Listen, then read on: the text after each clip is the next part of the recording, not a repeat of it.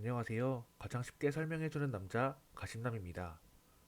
오늘은 지난 시간에 이어서 설비 엔지니어가 어떤 업무를 수행하는지 직무를 분석해보는 시간을 가질 텐데요. 오늘은 설비를 어떻게 메인트하는지와 같은 단순한 내용을 벗어나 보다 심화된 내용을 다루며 다른 유튜브 영상이나 현직자들이 잘 언급하지 않는 디테일한 내용까지 설명드릴 예정이니 잘 따라와 주시기 바랍니다. 지난 시간에는 엔지니어적인 업무와 테크니션적인 업무를 분류하며 주로 테크니션 쪽 업무에 대해 살펴보았는데요. 복습이 필요하거나 설비를 메인트하는 실제 예시가 알고 싶으신 분들은 우측 상단에 나오는 링크를 통해 확인해 주시고요. 설비 엔지니어 직무 분석 심화편의 첫 번째 내용은 설비 지표 관리 및 개선입니다.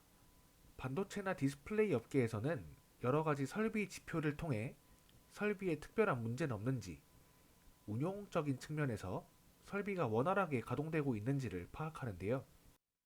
예를 들어 어떤 설비의 주요 파츠인 모터의 부하율을 모니터링하며 설비 내 모터의 상태가 양호한지, 맛이 가고 있는 중인지를 살펴보기도 하고요. 설비 전체에 대해 가동 시간 등을 종합하여 가동률, 고장률 등의 데이터를 뽑아내기도 합니다. 특히나 고장률과 가동률은 설비 기술팀의 주요 성과를 나타내는 지표인데요. 설비를 고장 없이 안정적으로 가동되게 유지, 보수하는 업무를 맡았으니 당연한 내용이겠죠.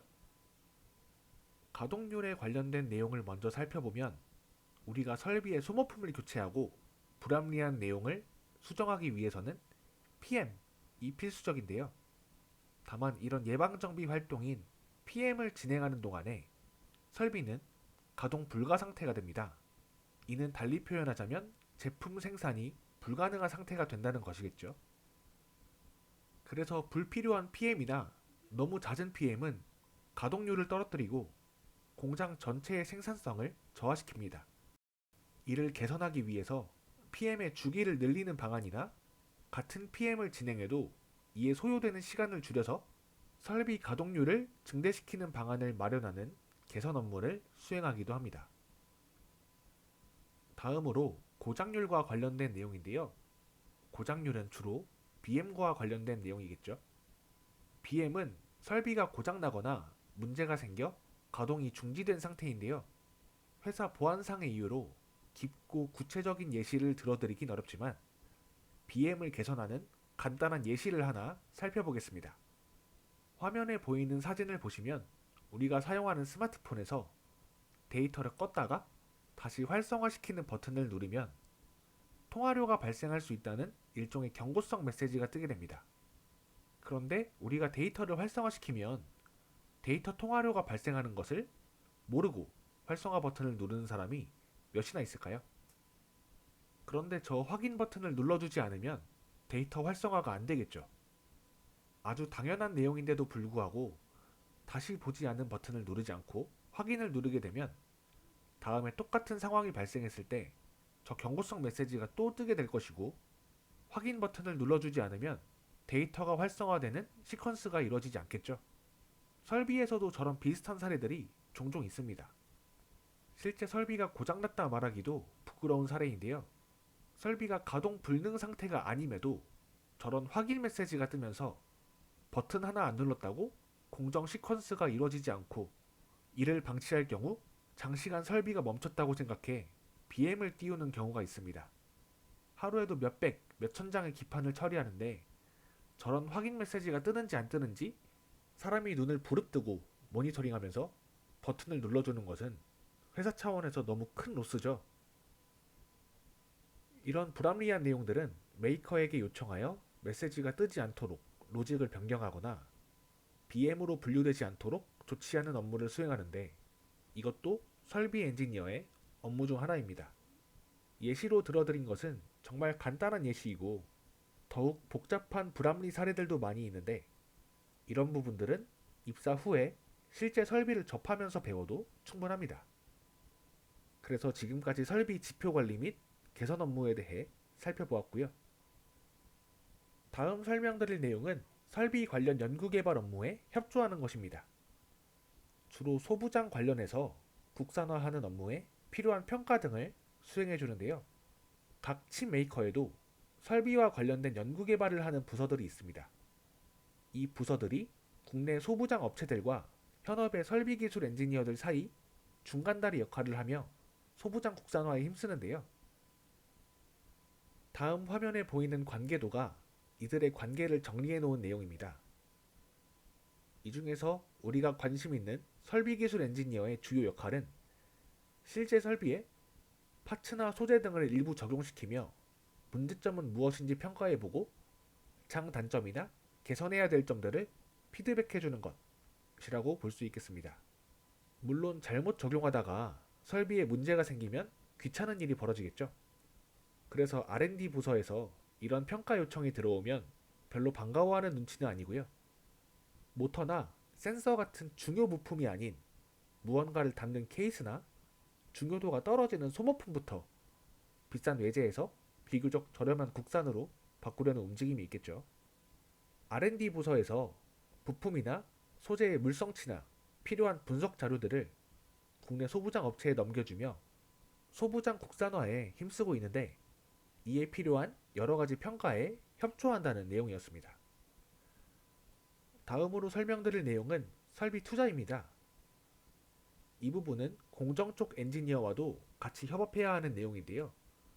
셋업하기 전에 어떤 설비를 들여올지에 대해서 투자 계획을 세우고 여러 선택지 중에서 가장 최적의 설비를 선택해 구매해오는 업무입니다.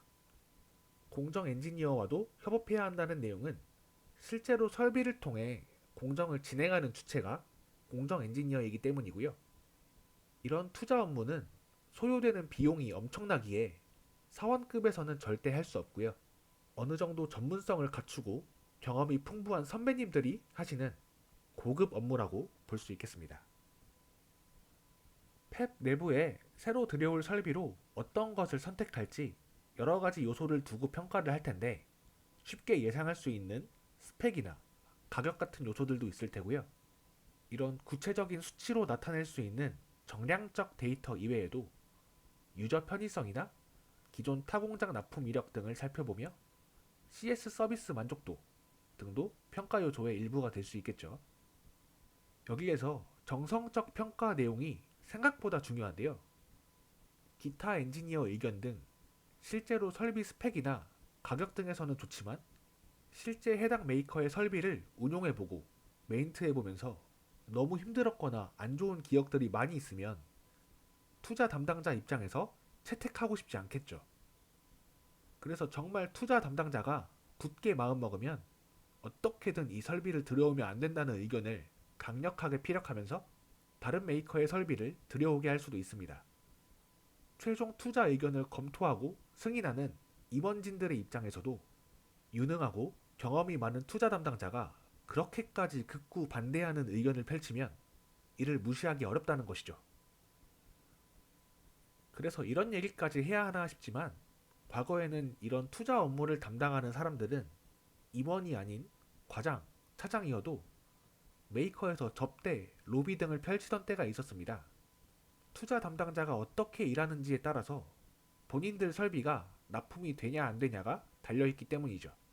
그만큼 투자를 담당하시는 분들은 회사에서 인정받고 힘이 있는 사람이라는 내용이고요. 물론 지금은 이런 식으로 일하다가 걸리면 회사 생활뿐만 아니라 인생이 피곤해질 수 있으니 이런 문화가 거의 없어졌다고 보시면 되겠습니다. 지금까지 어떤 설비를 라인 내에 들여오냐를 결정하는 투자 업무도 엔지니어의 업무 중 하나라는 것을 설명드렸고요. 마지막으로 이미 셋업이 완료된 설비의 성능을 개선하는 업무에 대해 설명하고 영상 마무리 짓겠습니다. 캐파와 택타임을 개선한다고 적혀 있는데요. 캐파라는 단어는 공장에서 주어진 시간 내에 얼마만큼의 제품을 생산해낼 수 있는지 생산 능력을 나타내는 단어입니다. 생산 능력은 클수록 좋은 거겠죠? 캐파를 늘리는 방법은 간단합니다. 생산 설비가 5대 있던 것을 10대로 늘리면 생산 능력인 캐파도 2배로 늘어나겠죠? 다만 설비가 들어갈 수 있는 공장 내 물리적 공간의 한계도 있고 비용이 너무 많이 들어가죠. 그래서 캐파를 늘리는 다른 방법을 살펴보면 설비의 효율을 키우는 것입니다. 1시간에 10개의 기판을 처리하던 설비를 잘 개선해서 15개의 기판을 처리할 수 있도록 한다면 캐파를 늘릴 수 있겠죠. 설비 효율을 키우는 한 가지 방법을 살펴볼 텐데요. 공정을 진행하는 시간을 늘리거나 줄이는 것은 생각보다 굉장히 어렵습니다. 제품의 품질과 직접적으로 연관되어 있기 때문인데요.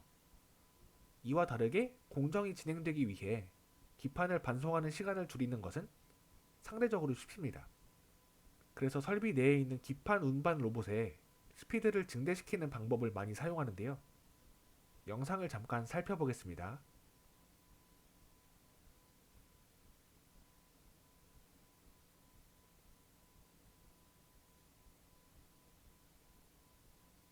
영상에서 웨이퍼를 설비 내에서 옮겨주는 로봇의 속도가 빠르면 공장 전체에서 제품이 완성되는 데 걸리는 시간이 줄어들 테니 캐파가 조금 증가하는 효과가 있겠죠.